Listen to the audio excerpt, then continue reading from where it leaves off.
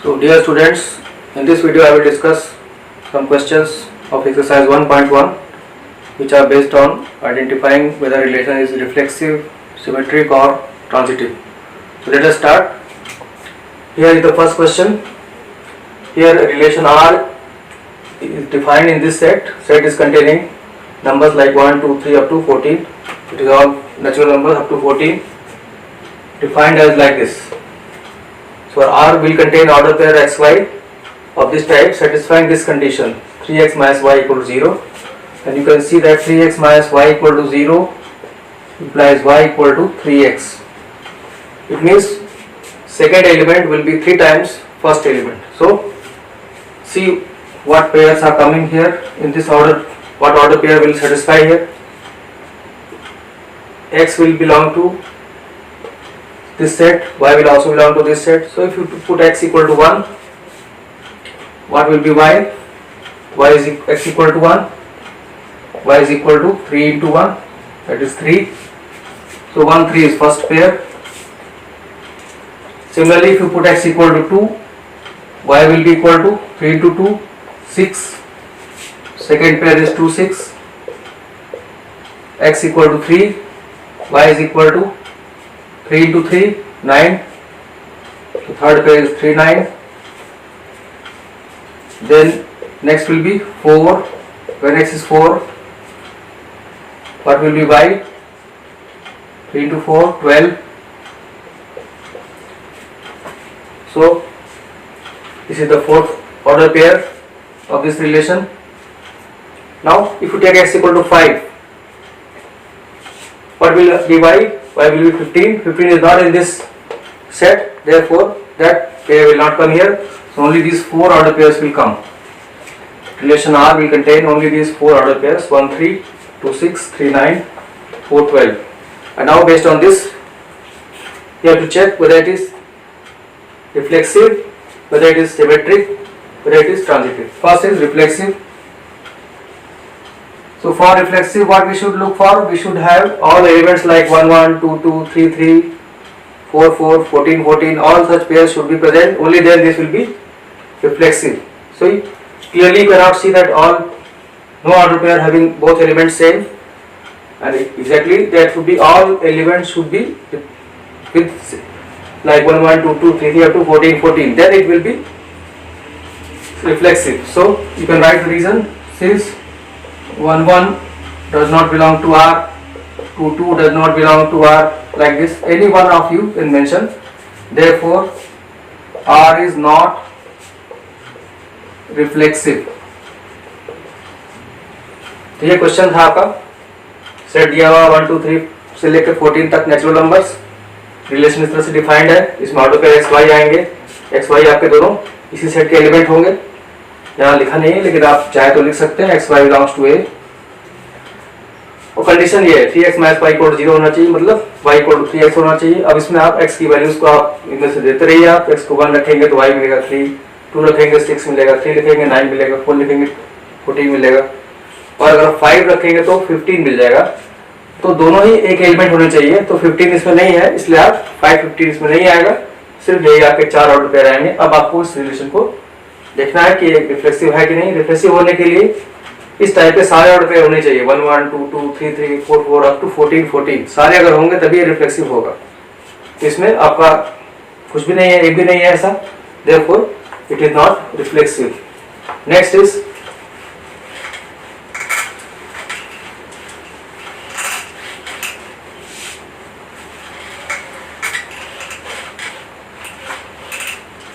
Symmetric.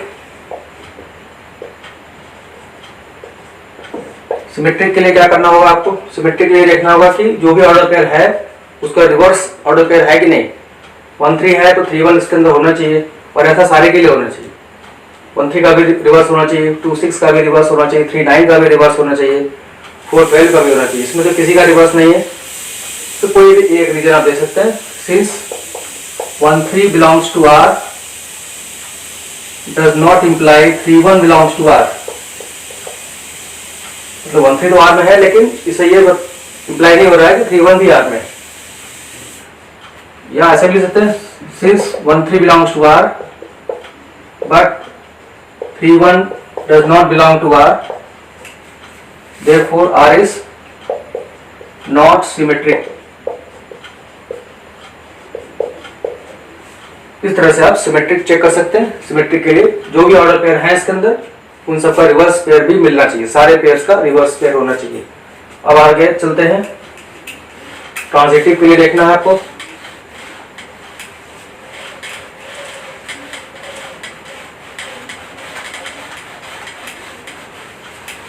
तो transitive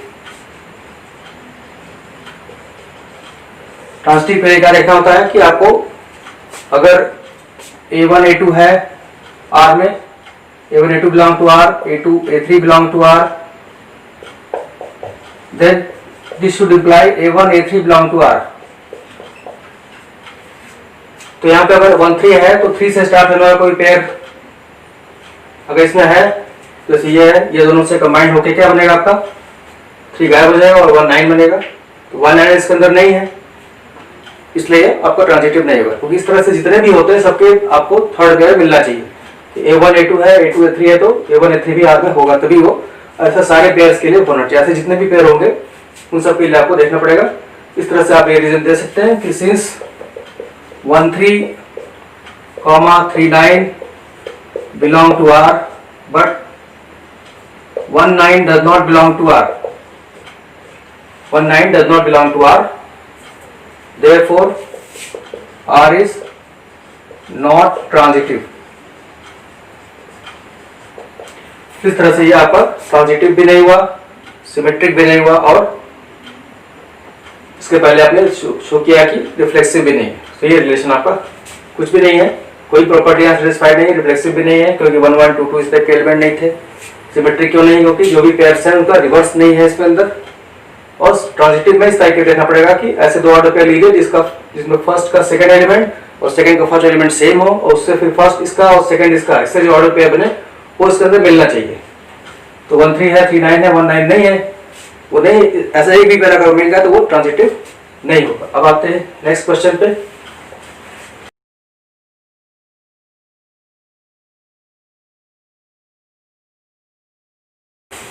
तो next question is relation R, second part, relation R in the set N, in the set capital N of natural numbers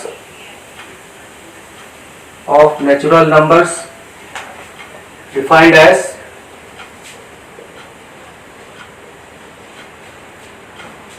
relation is defined like this: x y order pair of this type will exist where y is equal to x plus 5, x is less than 4. So first write order pairs which will come here.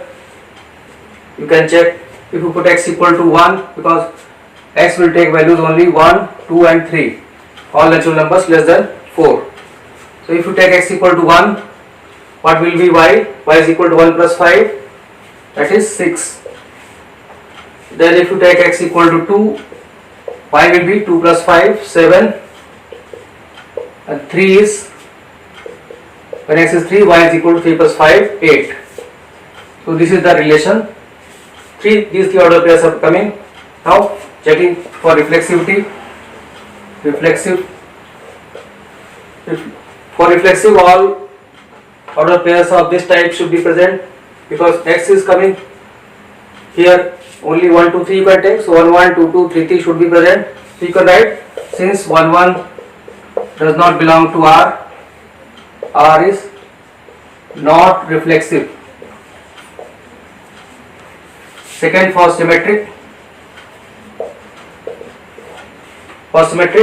you have to look for the reverse of each element. So here you can see that 1 6 belongs to R but 6 1 does not belong to R, therefore R is not symmetric. So यहाँ तक आपने देखा कि relation आपका set of natural numbers में defined है, लेकिन यहाँ पर x की वैल्यू 4 से कम ही, मतलब 1 2 3 ही हो सकती है, उसके अकॉर्डिंग आपको पेयर लेने हैं। तो यहाँ पर इस फॉर्मूले के अकॉर्डिंग x को 1 लेंगे तो y आपको 1 + 5 6 आएगा, x को 2 लेंगे तो 2 + 5 7 y आएगा, और x को 3 लेंगे तो 3 8। ये 3 ऑर्डर पेयर आए।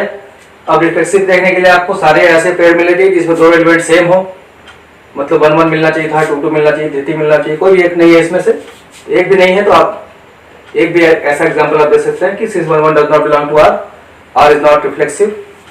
सिमेट्रिक के लिए आपको सारे ऑर्डर पेयर का रिवर्स चाहिए होता है, तो यहाँ 1 6 R में है, 6 1 R में नहीं है, इसलिए सिमेट्रिक भी नहीं है। अब लास्ट चेक करते हैं जो ट्रांजिटिव नेचर है इसका।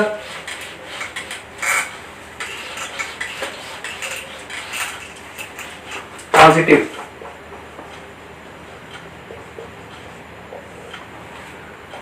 ट्रांजिटिव के लिए आपको क्या देखना होगा कि 1 6 है तो 6 से स्टार्ट होने वाला कोई पेयर होता है इसके अंदर, तो फिर से जो थर्ड पेयर बनता है वो इसके अंदर आप देखते हैं। तो ऐसा यहाँ पे देखना है आपको, 1 6 है, 6 से स्टार्ट होने वाला कोई पेयर ही नहीं है, तो फिर थर्ड पेयर का भी कोई यहाँ पे कोई क्वेश्चन नहीं है।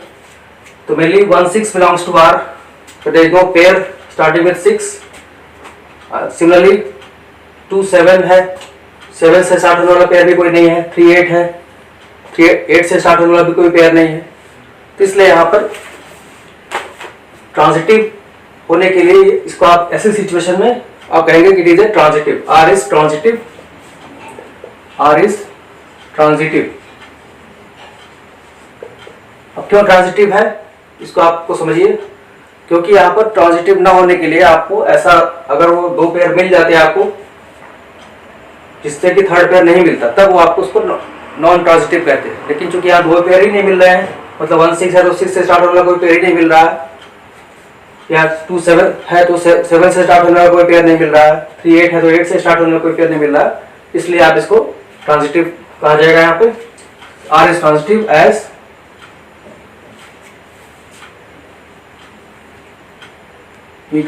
we do not find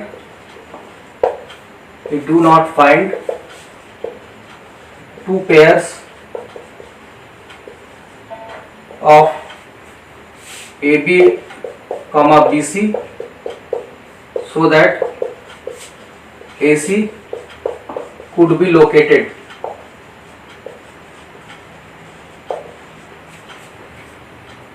ऐसा कोई पेयर आपको नहीं मिल रहा है कि AB और BC है जिससे कि AC आपको मिल जाए, आप खोजे आप, तो जब AC के साथ AB के साथ BC ही नहीं मिल रहा है, तो इस तरह से AC भी आपको वहाँ पर कोई इस तरह से इस लॉजिक पर इसको ट्रांजिटिव कहा जाता है। जैसे कि अगर आपको इस तरीके का लॉजिक है कि कोई चीज़ प्रूव करना है, उसको आप नहीं प्रूव कर पा रहे हैं, तो जैसे कोर्ट्स वगैरह में होता है, किसी को गिल्टी प्रूव करना है तो उसके लिए प्रूफ चाहिए होता है कि हाँ इसको ये पर्सन गिल्टी है, इसके लिए आपको प्रूफ देना होता है कि हाँ ये इस वजह से गिल्टी है। अगर आप प्रूफ नहीं मिला तो कोर्ट उसको छोड़ देता है कि सबूत के अभाव में इसको छोड़ दिया गया।